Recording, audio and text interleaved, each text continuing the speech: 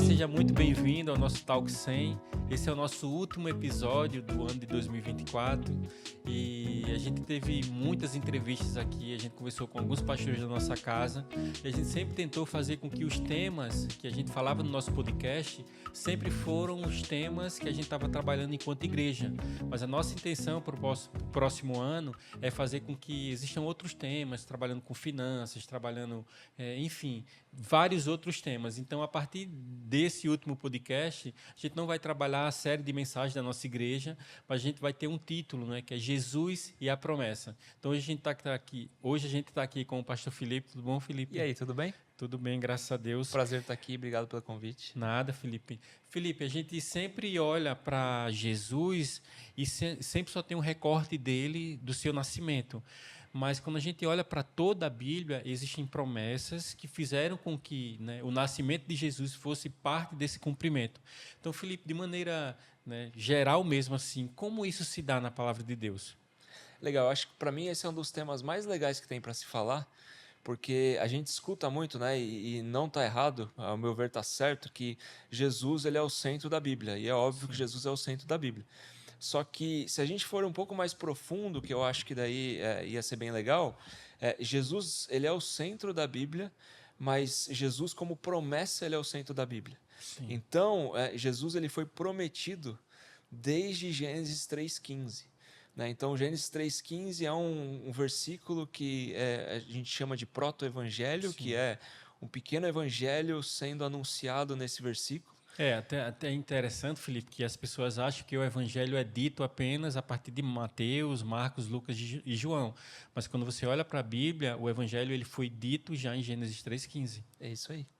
Primeira vez, e o mais legal, né, como Deus é incrível, né, Gênesis 3,15 ou Gênesis 3 é o capítulo da queda da serpente do homem. Né? E quando nós vemos, né, a queda da serpente do homem, logo após a queda, a primeira coisa que Deus faz é soltar uma promessa. E soltar uma promessa de que alguém da descendência de Eva, né, essa palavra descendência no hebraico chama Zerá, alguém da descendência de Eva ia aparecer, ia pisar na cabeça da serpente e acabar com todo o mal da humanidade. Então, todo o mal que foi gerado a partir daquele momento de pecado, a partir daquele momento do primeiro pecado, tudo isso ia acabar porque alguém da descendência de Eva ia aparecer, ia nascer, ia chegar e ia pisar na cabeça da serpente, trazendo a vitória.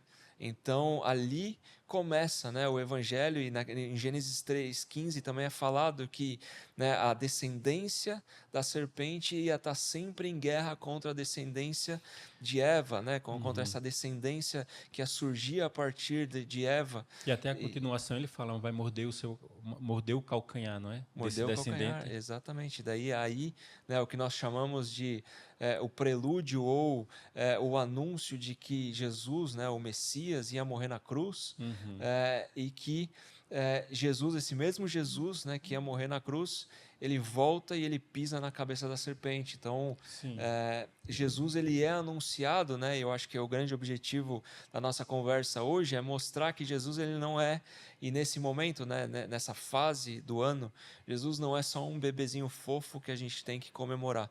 Jesus ele é uma promessa que veio na Terra, né? E essa promessa ela veio e ela vai voltar, porque ela precisa cumprir essa promessa. E é legal a gente passar, né, por todos os aspectos dessa promessa aqui hoje, para que, né, as pessoas que estão vendo possam acompanhar o Natal não só como o nascimento de Jesus, mas como o cumprimento de uma promessa que foi feita desde a primeira queda do homem e desde lá de Gênesis 3,15. Ô Felipe, sabe o que é mais interessante? É que às vezes a gente acha que Deus mudou de plano. Então Deus criou o homem, disse, eita, deu tudo errado, né? Então eu vou mudar, vou fazer uma nova estratégia para que, né, até mesmo dizer assim, Deus errou, então para que eu possa me consertar, né? Deus possa se consertar. Mas no final das contas não foi, não é? Porque Apocalipse 13 fala que o Cordeiro de Deus já estava imolado antes mesmo da fundação do mundo. Então assim, logo depois da queda, Felipe, a gente tem um episódio do próprio Deus cobrindo, né, a humanidade, né, com vestes. Isso tem alguma relação já apontando para Jesus? Essa parte foi a primeira vez que alguém fez, né, um sacrifício. E esse sacrifício, né, ao meu ver, ele é apontando para Jesus, apontando para o sangue de Jesus, porque esse primeiro sacrifício ele cobre, né, o corpo de Adão e Eva da nudez, e o sangue de Jesus ele vem cobrir, né, o nosso corpo, cobrir nós, para que nós possamos entrar na família de Deus e possamos ter, né, a comunhão que foi perdida lá no Jardim do Éden de volta para nós e Deus. A gente vê depois também, Felipe, no decorrer de toda a Bíblia, que Deus estabeleceu alianças com algumas pessoas. A gente vê a aliança noaica, a aliança com Noé, a aliança, né, abraâmica, mosaica, davídica, e todas essas alianças que Deus fez, eu sempre costumo falar assim, não foi porque o homem ou esses homens foi por mérito, mas foi a decisão de Deus de fazer aliança com eles para que eles pudessem olhar para essa promessa de Gênesis 3,15. Então, assim, como se dá algumas dessas alianças, né, dentro desse cumprimento apontando para Jesus? Isso é muito legal, né? Se a gente parar para pensar, Gênesis 3,15 foi a primeira promessa de Deus, a primeira aliança que Deus fez, porque Deus ele promete, né, esse guerreiro que vai pisar na cabeça da serpente. E depois nós vemos em Gênesis 12, né, Gênesis 10 e 11, Deus ele divide a humanidade, né? Então, por conta da Torre de Babel, ele divide a humanidade. E logo em Gênesis 12, ele escolhe uma família, né? Ele escolhe Abraão e Sara para serem os representantes dele aqui na terra e começarem uma nova família de Deus, né? Começarem um novo povo de Deus. E ele dá, né, essa promessa para Abraão, e essa promessa ela contém alguns aspectos importantes, como por exemplo, né, Deus fala para Abraão, né, você vai ter uma descendência tão numerosa ou mais numerosa quanto as estrelas que estão no céu. Você vai ter uma terra, e dessa terra, essa terra vai ser uma terra espetacular. E a partir dessa descendência e dessa terra, vai surgir algo que vai abençoar todas as nações da terra. Então, logo depois, né? E até a gente sempre são essas três palavras que são evidentes, né? Um povo, uma terra e uma bênção. É isso aí, um povo, uma terra e uma bênção para as nações. E Abraão, né, ele fica meio, porque ele já era idoso e Sara já também era idosa, como que eles vão ter filhos, né? Daí tem toda a história de Abraão, só que no meio dessa história, Gênesis 15, Abraão ele chega para Deus e fala o seguinte: Deus, eu preciso de uma certeza de que você vai cumprir essa promessa na minha vida. Abraão ele ainda não tinha compreendido que a promessa que Deus deu para ele nada mais não era uma promessa nova, era simplesmente uma expansão da promessa que ele começou fazendo em Gênesis 3,15 para a humanidade, que era essa promessa desse guerreiro. E ali é uma promessa que ele continua expandindo para Abraão, porque a partir de Abraão e a partir da descendência de Abraão surgiria esse Messias, surge Jesus. E daí quando Abraão faz esse questionamento para Deus, Gênesis 15, Deus ele utiliza, né, de um cerimonial, que é um cerimonial muito interessante. Em Gênesis 15. Que depois, né, o autor de Hebreus ele fala em Hebreus 6 que Deus ele jura por ele mesmo. Então o que Deus faz lá em Gênesis 15? Ele pede para Abraão cortar animais ao meio. E quando ele corta esses animais ao meio, ele separa esses animais para que tanto Abraão quanto Deus pudesse caminhar no meio desses animais para selar entre eles um juramento de que aquela promessa ia acontecer. Só que Deus, né, na sua sabedoria, porque Deus sabe que nós somos falhos, né? Então, se nós estamos fazendo uma promessa com Deus, é sempre uma promessa que depende de nós alguma coisa e muito provavelmente nós vamos falhar. Que foi o que aconteceu, por exemplo, na promessa, nessa aliança com Moisés, né? Era uma aliança condicional. Então, o povo fazia algo que Deus queria e ele permanecia na terra prometida. O povo não fazia, eles iam para o exílio. Né? Então, essa dinâmica que aconteceu durante muito tempo com o povo de Israel. Sim. Só que antes disso acontecer, Deus faz uma promessa com Abraão, que é uma promessa que ela não tem condição. Por quê? Porque Abraão não participou dessa promessa. Sim. Deus coloca Abraão para dormir, e ele faz uma promessa com ele mesmo, né? Deus e Deus andando no meio daqueles animais, fazendo essa promessa, esse juramento de promessa de que Deus ia cumprir essas questões de que Deus ia dar um povo, Deus ia dar uma terra, e Deus, a partir desse povo, dessa terra, ia vir uma bênção para todas as nações. Sim. Tem um livro que é o Único Rei de Sião, é isso mesmo, o Único Rei de Sião, que ele narra essa história, né, perfeitamente assim, e até ele ilustra, né, tentando trazer para os dias de hoje. Ele diz assim: antigamente não existia um compromisso, não existia assinatura, né, de duas partes firmando. Então a maneira que na época dos patriarcas de fazer o compromisso selado era os animais, né, cortados, e se uma das partes descumprisse aquele acordo, aconteceria a mesma coisa com aqueles animais cortados ao meio e pegando fogo lá neles, né? E é interessante que Gênesis 15 também, quando algumas pessoas até perguntam, né, quando a gente fala sobre essa história, mas como assim existem duas pessoas caminhando ali, não é? É porque a Bíblia fala sobre duas expressões, né? A tocha e um pavio fumegante. Então são duas expressões de fogo andando naquele lugar. E você até tu falou agora, Deus e Deus, né? Mas a gente fala que é Deus e o Filho, né? O Pai e o Filho caminhando naquele lugar ali. Exatamente. E nós vemos, né, que esse mesmo Deus e o Filho caminhando ali é o mesmo Deus e o Filho que estavam os dois na cruz, Exatamente. enquanto Jesus estava fazendo o sacrifício por nós. Então, aquele que prometeu é aquele que cumpriu e é aquele que vai continuar cumprindo.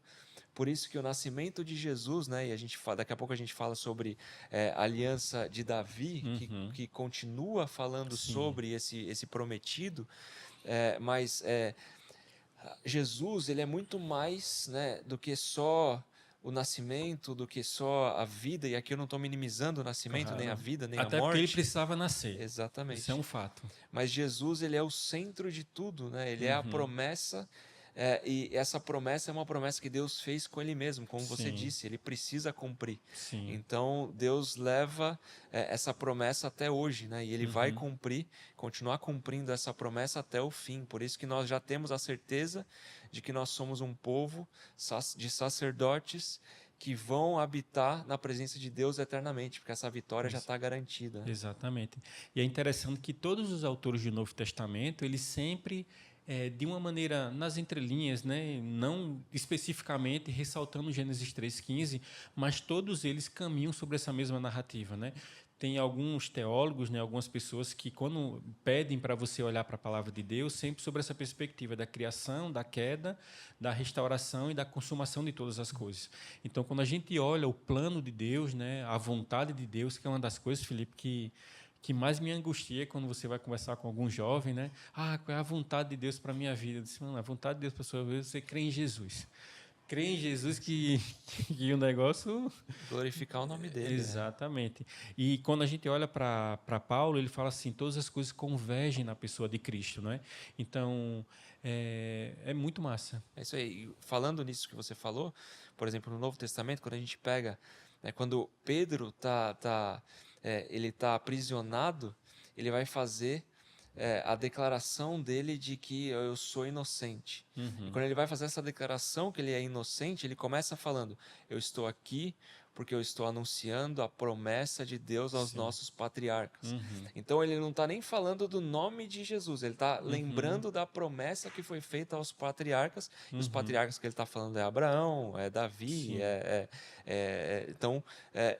como a promessa essas promessas, né, essa promessa de Deus mandando Jesus, ela permeia a Bíblia inteira, e ela é a Bíblia é a promessa. Então é muito interessante ver esses aspectos da promessa em todos os momentos da palavra. Exatamente. E até mesmo no último livro, né, que a gente humano é sempre muito fechado no tempo, porque a gente é limitado, né? O carro falta gasolina, então a gente sempre finda o tempo. Então, quando a gente olha para Apocalipse, a gente sabe que é uma leitura sobre o final de todas as coisas, mas a leitura do final de todas as coisas, né, sobre todas as coisas, começa dizendo que ele é o início e o fim. Então, o capítulo 1 de Apocalipse é falando sobre a pessoa de Jesus, como todos os outros capítulos restantes, né? Mas João já dá a letra dizendo assim, cara, é sobre essa pessoa, ele é do início ao fim, ele é o começo e ele é o fim de todas as coisas, né?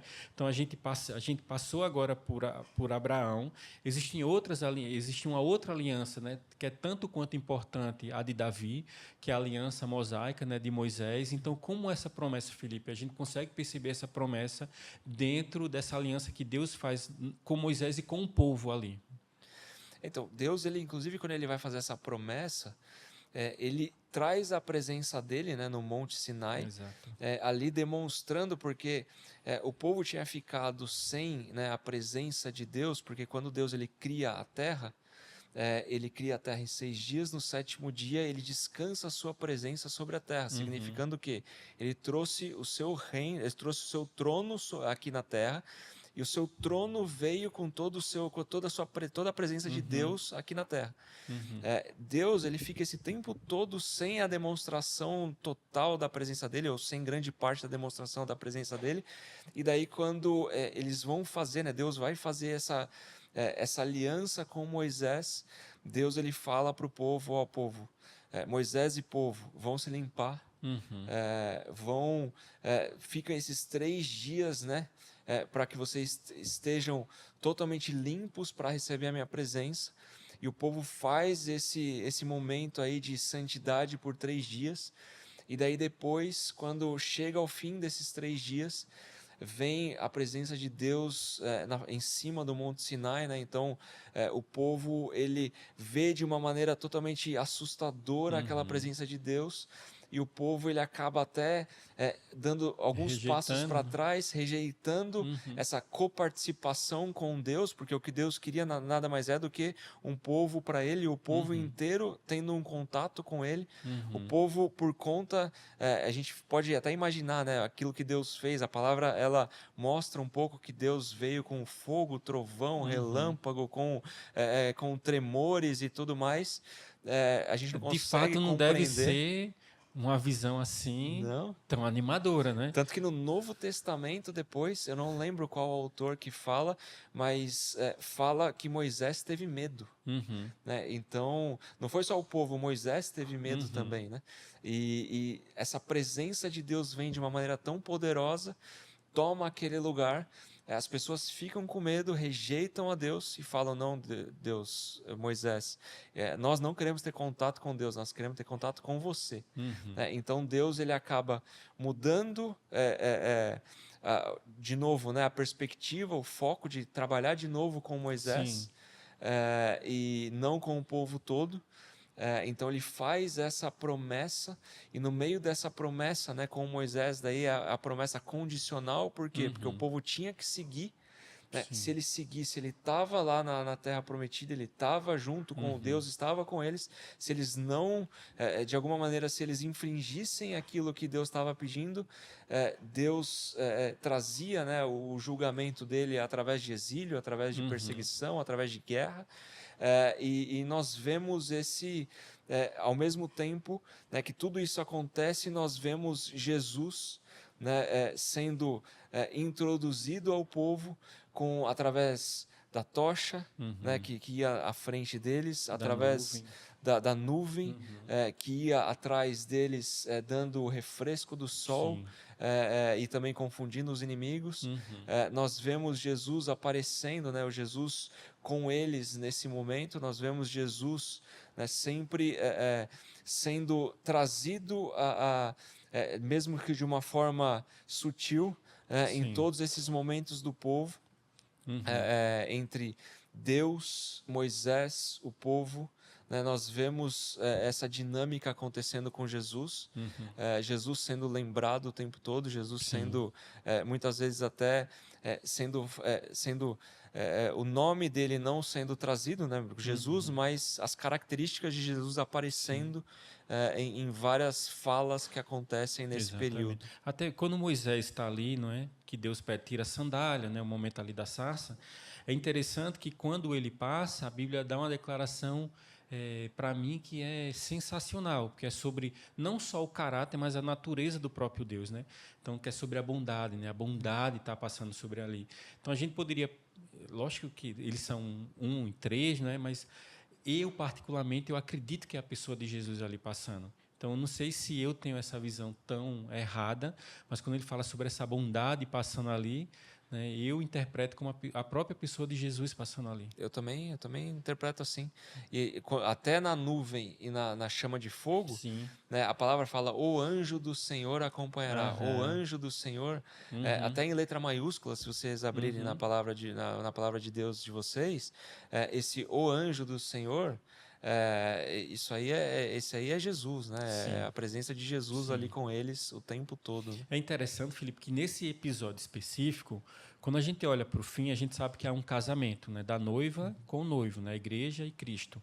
E ali também há uma cerimônia de casamento, né? Existem algumas palavras, né, no original, no hebraico, que são palavras que são usadas até hoje nos casamentos judeus, né, hebraicos lá. Então, assim, a ideia de Deus sempre foi essa intenção de um relacionamento profundo com o homem. Então, a ideia dele não mudou, né? Existiu ali existe um intervalo de fato, né, entre Gênesis 1 e 2 e até Apocalipse 22, existe de fato, eu não posso falar um intervalo, mas existe um tempo determinado, né, que dentro desse tempo o próprio Jesus veio, né, na sua primeira vinda, depois ele vai voltar, mas a intenção de Deus sempre foi ter um relacionamento com o homem. Isso aí. A gente vê por Jesus, né? Porque Deus podia ter feito o plano que ele quisesse, mas ele quis ser um Deus relacional, Sim, humano, que nascesse, sim, vivesse, morresse, ressuscitasse, para que a gente pudesse ter esse relacionamento com ele sim, do nosso jeito, né? Como nós somos. Então, sim. Jesus hoje, ele abdicou de quem ele era e hoje ele é um homem judeu sentado à direita de Deus. Então, Exatamente. esse relacional de Deus, ele impactou até em como ele salva a gente, né? Uhum. E é interessante que aí a gente já vai caminhando um pouco mais para frente, né, para a gente chegar em Davi, mas aqui, né, existe uma relação cerimoniais, né, daquilo que Deus deu depois mesmo da saída, que aponta totalmente para Jesus. Então a Páscoa é esse apontamento para Jesus, não é, Felipe? Nós vemos inclusive o anjo passando e ele via, né, e isso é muito Nos incrível, umbrais das. né, ele não via quem estava dentro, ele Exatamente. via o O sangue que sangue. estava fora, né, e isso é o apontamento total para Jesus, porque Uhum. Jesus, né, ele encharcou a nossa vida com o sangue dele, ele Sim. continua encharcando o tempo todo com o sangue dele. E Deus, ele não olha mais nós, né, como nós éramos antes do sangue. Uhum. Deus vê nós hoje como parte da família por conta do Do sangue. sangue de Então, tudo Jesus. aponta para ele, né? Exatamente. Felipe, eu sei que a gente falou sobre dois aspectos, não aspectos, é um aspecto só, mas às vezes as pessoas podem até confundir escutando a gente, né? Ah, vocês estão falando que Deus, inicialmente, decidiu com Ele mesmo, né, a promessa. E agora a gente está falando que essa promessa é condicional. Então, só para a gente, assim, sintetizar, e a promessa que foi feita foi por Deus e Deus cumpriu e vai cumprir ainda na volta de Jesus. Então, como é que o homem se condiciona a isso? Assim, existe esse ímpeto do homem de se condicionar a isso?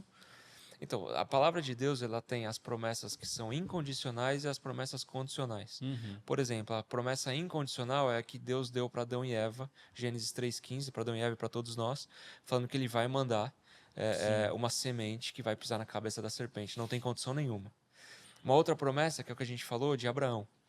Abraão vai ter, né, uma parentela ou uma semente que vai ser maior do que as estrelas do céu. Uhum. Isso a gente está dentro disso, porque a palavra fala, né, que nós Sim. fomos enxertados, nós somos enxertados nessa família. Essa videira, né? Então, quando Deus pede para Abraão olhar para o céu e ver as estrelas, nós fazemos parte disso, né? Não que Uhum. nós somos estrelas, mas que Sim. nós Sim. fazemos parte dessa promessa. Uma terra, né? E essa terra ela é tão maravilhosa que o trono de Deus vai descer naquela terra, né? Então é a Exatamente. terra E num lugar bem e num específico, lugar né, bem Felipe? específico e a palavra é muito clara com isso, né? Uhum. Isso é outro assunto. Uhum. E nações sendo abençoadas por conta de Jesus, né? Então é isso que nós vemos hoje, né? Hoje nós vemos nações sendo abençoadas por causa de Jesus. E abençoado, né, não quer dizer abençoado financeiramente. Aqui o abençoado quer dizer o relacionamento com Deus, né? Isso é a maior bênção que alguém pode ter. Então, hoje nós somos gentios que somos abençoados com esse relacionamento com Deus por causa da promessa que Deus fez para Abraão. Então, essa é uma promessa incondicional. Não importa o que Abraão fizesse, essa promessa ela permanecia. Né? A promessa que Deus fez para Moisés foi uma promessa condicional, né? É um contrato escrito. Você faz isso, eu faço isso. Mas isso não anula, a promessa incondicional de Deus. Não anula a promessa incondicional. E daí nós temos em seguida uma outra promessa, que é uma promessa incondicional que Deus dá para Davi. Que daí Deus vira, segundo Samuel 7, Deus vira para Davi e fala o seguinte: Davi, você é um cara que é um amigo meu, né?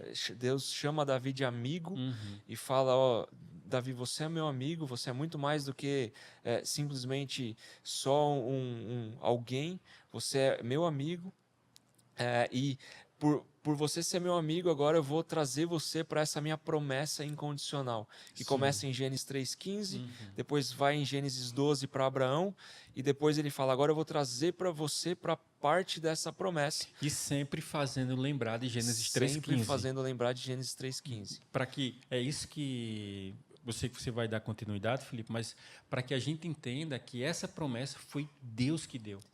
Então, cada um desses homens eram amigos de Deus, né? Hebreus 11, quando vai falar de Abraão, cara, quem é esse cara aqui, mano? É um negócio assustador, não é? Ele acreditou, ele não viu, viu de longe apenas, acenou, deu tchau, né? Deu tchau assim, tchau e tal, deu tchau de longe. Era tudo muito subjetivo, não é? Era alguém que falava, ele piamente acreditou fielmente, até porque ele foi justificado, né, por aquilo que ele acreditou, e ele ia. Então, todas essas alianças que Deus faz com o homem, não é, se mostrando ao homem, é sempre para lembrar dessa promessa de Gênesis 3,15. E ele vira para Davi e fala, ó, Davi, de você vai nascer, a sua semente, vai ter alguém que vai governar para sempre. Né? Então, vai ter o trono para sempre. Então Deus ele dá essa e é engraçado porque Deus ele vai trazendo como se fosse um quebra-cabeça ou como se fosse um grande vitral, né, para mostrar para o povo quem Jesus é. Hoje nós temos, né, a figura completa de Jesus. Né, mas no tempo que Jesus nasceu, eles não tinham, né, a figura completa de Jesus. Eles tinham pequenos pedaços da palavra, como essas promessas, mostrando, por exemplo, Jesus vai ser um guerreiro. Que vai pisar a cabeça da serpente. Jesus vai ser um abençoador. Para ele ser um abençoador, ele precisa ser o quê? Ele precisa ser santo, ele precisa ser parte de quem Deus é, porque um abençoador não é qualquer um. Ele precisa ser santo. Né? E agora, Jesus, o Messias, ele não é só um guerreiro, ele não é só um santo, mas ele é também um rei. Então ele vai trazendo esses aspectos, e daí nós vemos depois o quê? Quando Jesus nasce, né, vem pessoas perguntando, onde está o rei dos judeus? Né? Então, trazendo à memória essa promessa de que a partir de Davi ia vir alguém, a partir da descendência de Davi, ia vir alguém que ia ser rei para sempre. Né? Então, quando o anjo Gabriel vem para Maria e fala, né, de você vai vir um descendente de Davi. Esse descendente de Davi vai governar para sempre. Então, lembrando da promessa que Deus fez para Davi.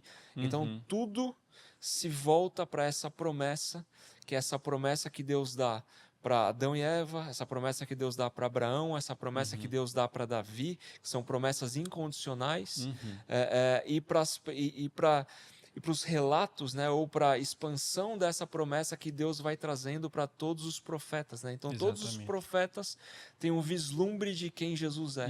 Então, e dentro de cenários bem difíceis. Então, quando você olha para Zacarias, né, que já estava dentro do contexto do exílio, então eram visões específicas, mas dentro de realidades totalmente difíceis. Então, como é que eu, enquanto profeta de Deus, né, eu escuto a voz de Deus dizendo assim, olha, vai cumprir, né? E até tem uma palavra que é interessante em Zacarias que fala do renovo, né? Existe um renovo. Zacarias 3, Felipe, para mim é um dos capítulos mais instigantes, né? Porque ali é uma conversa sem pé e sem cabeça, né? O diabo está ali no meio, tem um anjo, tem um sacerdote Josué, e é engraçado que ali, tanto quanto a promessa incondicional, quanto a promessa condicional, ela é dita ali.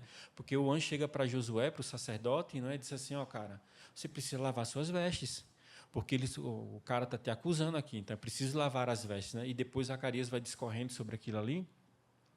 Mas é interessante que os conflitos internos de cada um dos profetas, principalmente do tempo do exílio, era gigante. Eles olhavam a realidade presente, olhava para aquilo que Deus estava falando sobre um futuro, e mais nenhum deles, né, daqueles que foram profetas do Senhor, eles abriram concessão e disseram não à promessa que Deus estava falando para eles. É isso aí, todos. Né? Então, a gente pega até, por exemplo, Daniel, né? Daniel, ele é um cara espetacular que Jesus cita para falar sobre que nós devemos compreender Daniel para compreender a volta dele. Né? Vocês entendem sobre chuva, vocês entendem sobre isso, mas vocês entendem sobre o final. É isso aí. Então, todos, né, eles vão apontando para essa promessa que é Jesus. Né? Então, nós pegamos Malaquias, né? Malaquias fala muito no final sobre aquele que vai vir.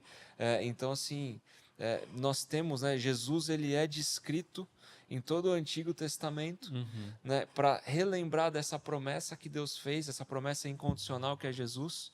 E depois, né, no Novo Testamento, nós vemos diversas vezes, né, o povo, os apóstolos falando da promessa que Deus fez, e essa promessa que Deus fez é Jesus, né, uma pessoa que se transforma, nasce, cresce, vive, morre, ressuscita, para que essa promessa continue sendo cumprida até o final, né? Sim. Aí a gente passa, né, por esse período de Davi, a gente passa ali um pouco pelo período dos profetas, e agora a gente chega em Jesus. E assim, o povo judeu, eles esperavam, eles tinham a consciência que Deus tinha dado uma promessa para Davi, virá um rei que irá governar. Aí nasce Jesus aonde? Uma manjedoura. Mano, aí quebra tudo. Aí o povo fica maluco, Felipe.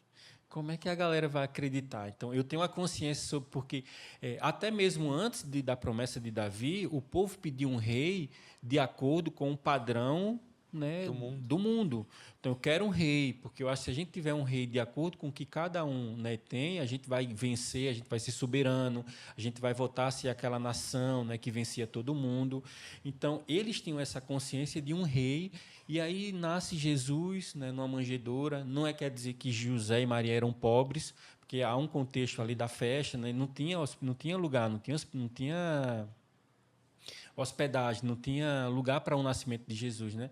Então, assim, como o povo judeu encara esse nascimento de Jesus? Por isso que é tão difícil, né? E eu acho que é a mesma maneira como nós encaramos, por exemplo, a volta dele. Sim. São pedaços que são jogados... A gente vai chegar lá. Entre aspas, né? Sim. Para o povo judeu. E o povo judeu tem que montar esse quebra-cabeça. Só que, na visão natural, é impossível montar o quebra-cabeça, porque Jesus, ele é Deus. Então, para montar esse quebra-cabeça, você precisa o quê? Da ação do Espírito Santo. Sim. Você precisa de algum toque de Deus para você conseguir compreender o que está acontecendo ali naquele momento. Então, por isso que o povo judeu ele ficou tão cego em relação a tudo isso, porque eles esperavam um rei. Sim. E eles receberam alguém que queria servir mais do que qualquer outra coisa, e serviu tanto que entregou sua própria vida por nós. Exatamente. Né? E é interessante, Felipe, que até mesmo para a gente, né, contemporânea, a gente já tem toda a narrativa bíblica, né? Tem pessoas que acreditam nisso ou naquilo no final de todas as coisas, mas mesmo assim a gente cai no mesmo erro das pessoas daquela época de imaginar um Jesus totalmente diferente, né? Aquele que dá tudo aquilo que eu quero, aquele que vai apenas entrar na minha vida para aperfeiçoar algumas áreas da minha vida e não o completo. Então, assim, o erro de lá é quase parecido com o erro nosso dos dias de hoje, assim. E quando a gente olha para todo o discurso de Jesus no Sermão do Monte, né, e todo o discurso de Jesus durante a sua vida, você vai perceber que era um reino de ponta cabeça. Até tem um livro que é bem legal, eu esqueci o nome dele agora, mas que ele fala sobre esses valores, né, desse reino de ponta cabeça. Então, assim, que Jesus, né, eu espero hoje? Né? Quem é esse Jesus que eu adoro? Quem é esse Jesus que eu digo que sigo? Naquela época, cada um montou o seu Deus de acordo com aquilo que eles imaginavam, de acordo com aquilo que eles gostavam. Tanto que o precursor de Jesus, antes de Jesus nascer, Deus envia um precursor chamado João Batista, né? Sim. Que foi prometido em Malaquias, né? E a vida de João Batista, a gente não tem tempo para falar aqui, mas Deus ele tira João Batista e os pais do contexto religioso da época para que eles não tivessem nenhum tipo de interferência religiosa naquele meio. Por quê? Porque cada um imaginava Deus de uma maneira. E hoje, cada um imagina Jesus da maneira como ele gostaria, ou a maioria das pessoas, né? E Jesus, ele é Jesus, né? Jesus, ele é o mesmo ontem, hoje e sempre. Ele é o Jesus que não tem como a gente mudar quem ele é, né? Por isso que a palavra fala que ele é o mesmo. Sim. Então, aquela época, estavam esperando um rei. Hoje, continuam esperando um rei porque todo mundo fala que nós somos príncipes. Então, continuamos nesse mesmo erro de não olhar Deus e não olhar Jesus como quem eles realmente são. Né? Exatamente. E aí, Felipe, partindo, a gente, né, tendo esse panorâmico, assim, eu sei que foi bem breve, não é? Eu sei que cada uma das alianças, até mesmo essa promessa de Gênesis 3:15 ali, você consegue falar por horas, né, de todos os detalhes que estão sendo narrado ali, Gênesis 1:2, Gênesis 3, Gênesis 4, o começo da humanidade ali, até Gênesis 11, né, que é né, Deus depois aparece, né, novamente para Abraão. Então, tem tantas coisas ali que a gente não consegue falar de maneira específica assim. Então, como é que a gente, século 21, 2024, como é que a gente, né, tendo todo esse panorâmica bíblico, entendendo que Jesus é a promessa, não é? Como é que a gente deve se comportar e como o nosso coração deve viver nessa expectativa da sua volta? Eu acho que o Natal ele é um momento muito importante da gente refletir, né, quem Jesus é de verdade para nós, né? Porque o Natal ele tem que representar para nós, ao meu ponto de vista, ele tem que representar para nós um momento de muita reflexão, porque o Natal, o nascimento de Jesus, ele é a confirmação da promessa de Deus. E essa promessa de Deus, como a gente vê e como a gente não conseguiu falar, mas vendo a Bíblia, ela tem vários aspectos diferentes. E, por exemplo, um dos aspectos diferentes dessa promessa, a gente vê lá em Gênesis 3:15, é a briga de descendência. Então, é Deus colocando lá desde o começo que vai ter o povo dele e o povo que vai contra ele. Né? E depois nós vemos Deus falando que o povo dele vai viver com ele para sempre. E o povo que não é dele, ou o povo que vai contra ele, para ser mais correto, é um povo que vai sofrer eternamente. Sim. Então, quando nós temos a certeza do nascimento de Jesus, né, não é só para que nós comemoremos que Jesus, o Messias, nasceu, mas é para que nós olhemos para nós mesmos e eu faço parte de qual dessas sementes aí? Sim. Eu faço parte da semente de Deus ou eu faço parte da semente que é contra Deus? Porque Jesus ele deixa claro para nós, para fazer parte da semente de Deus, nós temos que entregar tudo para Ele. Né? Nós temos que morrer para nós mesmos. Exatamente. Não existe mais Elton, não existe mais Felipe, não existe mais ninguém. O que existe são pequenos Cristos, né? É Cristo refletindo e habitando tanto em nós que não vê mais o Felipe que antes existia, o Felipe de carne. Exato. Agora é o Espírito. Né? Então, se a gente não chegou nisso, será que nós somos realmente da família de Deus ou nós somos da família que vai contra Deus? Exato. Porque essa reflexão é importante, por quê? Porque se ele nasceu, ele vai voltar. Exato. E quando ele voltar, a palavra fala que ele vai pisar não só na cabeça da serpente, mas na cabeça do mal. Uhum. Né? E o mal não são só os demônios e Satanás. O mal é tudo aquilo que vai contra Deus. Exatamente. Né? Então, isso tem que ser um momento de muita reflexão para nós. E até tu falando sobre isso, eu lembrei de João na primeira carta. Existe sim a personificação do anticristo, né? A Bíblia fala sobre em Apocalipse, mas João, no capítulo 1, na primeira carta de João, ele fala sobre o espírito do anticristo. Né? E o espírito do anticristo é todo aquele que é contra Cristo. Então, tudo aquilo que é contra Cristo é um anticristo. Né?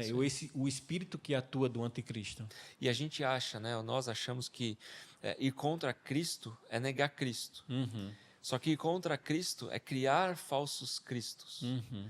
Não é só ir contra Cristo, não é só uma religião que vai contra Cristo, mas é criar falsos cristos. Criar um Cristo da nossa imaginação é ir contra Cristo de verdade. Sim. Então, nós temos que ter muito cuidado. Mas eu acho que a principal mensagem que nós temos que falar sobre a promessa é que Deus é maravilhoso. Deus é bondoso, Deus é incrível, Deus é aquele Deus que ele fez a promessa incondicional. Além da promessa incondicional, ele trouxe a promessa incondicional para a terra, então ele trouxe Jesus. Jesus é aquele que veio, que nasceu por nós, aquele homem. Ele se transforma em homem, é aquele que comanda o universo, aquele que sustenta o universo, se transforma em criatura, para que pudesse morrer por nós, né? Viver uma vida santa, uma vida correta, de acordo com a promessa, porque ele precisava ser santo, como a gente vê lá em Abraão, ele precisava ser santo para poder abençoar todos os outros. Então ele vive uma vida santa, né? Ele é aquele sangue que foi colocado nos umbrais para que o anjo da morte pudesse passar sobre. Né? Então, não importa mais quem nós somos, não importa mais o que nós fazemos ou o que nós fizemos, o que importa é o quê? O sangue de Jesus em nós. E esse sangue ele é capaz de nos purificar, nos libertar, nos transformar. Esse sangue ele não tem porém, esse sangue ele não tem nada que possa conter, né? Então é um sangue, a coisa mais poderosa do universo. Né? E esse sangue ele está disponível para todos aqueles que olham para trás, né? Desde Gênesis 3,15, e olham e falam, não, Deus mandou Jesus, eu acredito em Jesus e eu quero viver uma vida digna de acreditar em Jesus. Então não é só eu simplesmente falar, né, eu acredito em Jesus, não é só uma declaração positiva, mas é uma mudança de vida, uma metanoia que você acaba morrendo para si mesmo, para que Cristo viva através de você. E isso é uma coisa diária, né? Por isso que Paulo fala, né? Corri a corrida, né? Venci, lutei o bom combate. Então, é um combate diário contra a sua carne, né? Porque a palavra fala que o espírito está pronto, mas a carne não. Então, é essa luta diária, olhando para a bendita esperança que nós temos, que é Jesus, né? Que é essa promessa de que um dia veio. Né? Então a palavra fala, né, que nós somos um povo abençoado, por quê? Porque nós podemos olhar para aquele que veio, né, porque ele já cumpriu uma parte da promessa. Então nós podemos ter a certeza de que ele vai cumprir a segunda parte da promessa, que a segunda parte é de voltar por nós, de voltar para nós. E a partir dessa volta, né, é uma volta eterna, que ele vai habitar conosco para sempre. Então aquele plano inicial de viver conosco finalmente vai ser bem sucedido, né? Porque nós vamos viver com Cristo para sempre. E então assim, essa promessa de Deus, ela é maravilhosa, por quê? Porque ela escolhe, né, ou ela traz, para que nós pudéssemos estar com Cristo eternamente, a partir do sangue dele que foi derramado numa cruz por nós que nem merecíamos, né? Então, essa Natal é um momento de muita comemoração, muita comemoração, mas um momento de reflexão também, como a gente já falou. É um momento de matar a nós mesmos, né, para que Cristo viva, porque aquele menino que nasceu, que nós comemoramos, é aquele mesmo rei que vai voltar um dia, vai pisar com seus pés aqui na terra e tudo vai mudar. A palavra fala, né, que quando ele pisar né, as montanhas vão se transformar em planícies de tão poderoso que ele é, né, e o mal simplesmente vai ter fim por conta por conta do poder, de quão poderoso ele é. Né? Exato. E Felipe, eu acho que algo para a gente, já caminhando mais para o fim mesmo, é a gente trazer essa responsabilidade do que isso significa. Então, como eu, de fato, mudo a minha vida rotineiramente, né, no dia a dia, no diário, no ordinário, tendo toda essa compreensão de que a promessa incondicional de Deus faz com que eu me torne condicional a Ele, né? Eu me condicione a Ele. Então, eu me condicionando a Deus, né, porque fui constrangido pelo seu amor, essa coisa toda, que ele, né, me amou primeiro. Então, esse constrangimento me faz ser uma nova criatura, me faz ser um novo homem, não é? Então, muitos dizem, está demorando, não vai vir, não é? Talvez a segunda carta do apóstolo Pedro, e ele escreveu para algumas pessoas que estavam questionando, né? Esse negócio não é real muito, não. E no terceiro capítulo da segunda carta, ele fala, né, sobre algumas pessoas que, cara, rejeitam andar com essa galera, eles estão trocando verdades, eles estão indo. E tem um versículo que fala assim, mas quem são aqueles, né, que vão prevalecer até o fim? Quem são aqueles que vão, né, permanecer e entrarão no reino de Deus, né, dos céus? E ele fala sobre duas palavras, os justos e os sensatos. Então, aqueles que foram redimidos, né, aqueles que têm essa compreensão que o Natal não significa apenas o nascimento de Jesus, são aqueles que são transformados diariamente, né, pelo Espírito e se tornam essa pessoa justa e sensata, até mesmo como o Salmo 15 fala, não é? Quem é aquele que habitará? Esse papo todo, né, um papo muito teológico. Sim. E que acaba perdendo até um pouco as Sim. pessoas às vezes, porque e a gente nem foi tão profundo, né, no tão teológico que isso pode ser.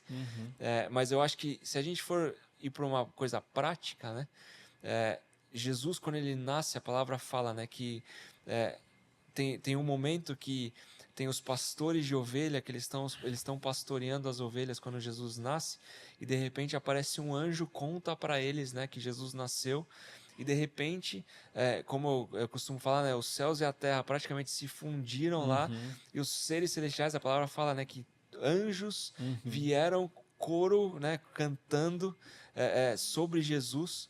Então, de repente, o céu desce à terra, né, cantando sobre Jesus e sobre a promessa que está se cumprindo.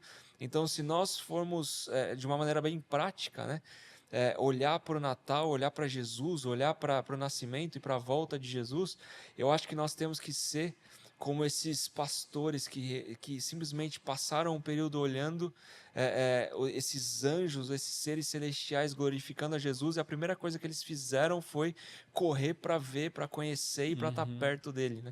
Eu acho que isso a gente tem que fazer diariamente isso, porque o nascimento de Jesus fez com que a promessa de Deus fosse cumprida em partes, e a promessa de Deus sendo cumprida em partes tem que ser algo incrível para nós todos os dias, né? Então a gente tem que olhar para isso, olhar para Jesus e querer correr para mais perto dele, todo dia, cada dia, todos os minutos, todos os segundos, não importa a dificuldade da vida, porque os pastores estavam lá, né? A palavra fala que já era uma hora, já era um pouco mais avançada, e os pastores estavam tendo que lidar com as ovelhas lá, e nunca é fácil lidar com as ovelhas. Provavelmente estavam cansados, provavelmente estavam com fome, tinham todo toda essa humanidade, né, em torno deles e dentro deles. Só que quando eles conhecem, né, ou quando eles escutam falar do nome de Jesus, todos os problemas, todas as dificuldades, toda a humanidade que eles estão vivendo, eles estão vendo, simplesmente somem, e o que eles querem é estar perto daquele que os anjos estão cantando. Então eu acho que a gente perdeu um pouco, né, essa paixão, esse amor, esse desejo por estar perto de Jesus. Não queremos mais o que as mãos de Deus podem nos dar, né? Eles não pararam lá, né? E por isso que eu estou comentando sobre isso da forma prática, porque os pastores, eles podiam olhar toda essa movimentação celestial que aconteceu e falar, calma aí, peraí, vocês podem nos dar alguma coisa? Pô, posso pedir alguma coisa para vocês? Eu quero algo dos céus, eu quero algo de Deus. Mas simplesmente eles viram tudo aquilo e foram correndo para Jesus para entregar tudo que eles tinham, né? Sim. E eu acho que falta muito isso, né, na nossa geração, eu não me importo mais com só o que Deus pode me dar. Deus já me deu tudo aquilo que eu precisava, que é Jesus, e agora eu quero só correr para Ele. Exato. Quando nós corremos para Jesus, nós deixamos a nossa humanidade ou a nossa carnalidade no chão, e nós simplesmente buscamos quem Jesus é e somos transformados nessa busca. Os pastores nunca mais apareceram na Bíblia, mas eu tenho certeza que eles foram transformados de uma maneira que eles nunca poderiam ter sido se não fosse um encontro com o Rei Jesus. Então, essa época, né, de forma prática, tem que ser uma época que nós nos encontramos com o Rei Jesus, com a promessa de Deus, e esse encontro nos transforma de uma maneira que nós queremos correr para Ele o tempo todo, né? Então, eu acho que esse é o maior significado do Natal para mim, né? É a promessa de Deus sendo cumprida. E essa promessa de Deus sendo cumprida mostra para nós que Ele vai continuar cumprindo a promessa, tanto em nós quanto através de nós. E Ele vai continuar cumprindo a promessa de que Jesus vai voltar um dia. Amém. Então a nossa vida tem que ser pautada e baseada nessa bendita esperança que é Jesus voltando. E quando Jesus voltar, Ele vai reinar. Ele vai reinar com aqueles que são amigos dele. Mateus 7, eu falo isso sempre, né? Mateus 6, 7, né? Tem algumas passagens que são importantes, mas talvez a mais importante para mim é Jesus falando, né, que vão ter muitos que vão chegar e falar para ele, mas eu profetizei em seu nome, eu fiz milagres em seu nome, eu expulsei demônios em seu nome, mas eu não te conheço. Sim. Afasta-se de mim. Então, o mais importante de tudo é correr para Jesus e conhecê-lo e ser conhecido por Ele. Por quê? Porque quando chegar o cumprimento total da promessa, que é Jesus voltando, o céu se abrindo, Ele vindo com um cavalo branco, com todos os santos com Ele, todos os seres celestiais com Ele, vindo nessa procissão que vai acontecer. Quando isso acontecer, eu quero estar do lado dEle. Amém. Eu quero ser conhecido dEle. Eu quero que Ele olhe nos meus olhos e fale o nome que só Ele tem para mim. Então, esse é o objetivo final da vida, né? Esse é o propósito da vida. Viver como se o Felipe não existisse, porque eu preciso morrer todos os dias para que eu possa vê-lo e viver com Ele todos os dias. Amém. E no cumprimento de todas as coisas, né? Tem algo interessante que Apocalipse fala que o tabernáculo vai descer. É isso aí. E aí é massa quando ele fala tabernaculou, né? Tabernaculou entre os homens. E daí ele fala, né, que não precisará mais de sol, porque Deus, né, vai brilhar tanto que não vai mais precisar de nenhuma outra fonte de luz, né? Então, isso é algo que arrepia, né? Tá doido. E isso tem que ser a nossa bendita esperança, né? Não é aquilo que nós podemos ter aqui na Terra, né? Não é quem nós podemos ser aqui na Terra, mas é viver de uma tal maneira para que nós possamos chegar, né, a ver essa luz brilhando de uma maneira tão intensa, né, esse ser brilhando de uma maneira tão intensa que vai aquecer nossas vidas para sempre. Né? E desfrutar dessa presença eternamente. É isso aí. Felipe, obrigado pelo papo, foi muito legal. E você que está em casa, né, eu espero que você tenha experimentado, né, de maneira prática todo o panorâmica bíblico, mas de forma prática mesmo. E qual é a forma prática? Tudo aquilo que Ele prometeu, um dia Ele vai cumprir. Então, Ele veio, mas a nossa bendita esperança é entender e ter a plena consciência de que um dia Ele vai voltar. Amém? Deus abençoe, Deus abençoe. Obrigado, Deus abençoe. Felipe. Feliz Natal. Valeu.